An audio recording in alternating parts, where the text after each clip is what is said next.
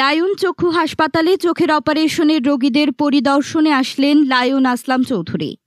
চট্টগ্রাম মহানগরীর লায়ন্স চক্ষু হাসপাতালে চিকিৎসাধীন রোগীদের অবস্থা ও চিকিৎসার সার্বিক খোঁজ খবর নিতে পরিদর্শন করেছেন প্রাক্তন জেলা গভর্নর লায়ন আসলাম চৌধুরী এফসিএ।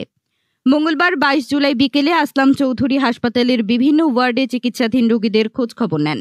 অপারেশন পরবর্তী চিকিৎসার অগ্রগতি ও পরবর্তীতে করণীয় নিয়েও তিনি রোগীদের সাথে বিস্তারিত আলোচনা করেন। সেই সাথে দায়িত্বশীল ডাক্তারদের সাথে কথা বলে রোগীদের সার্বিক পরিস্থিতি জানার চেষ্টা করেন।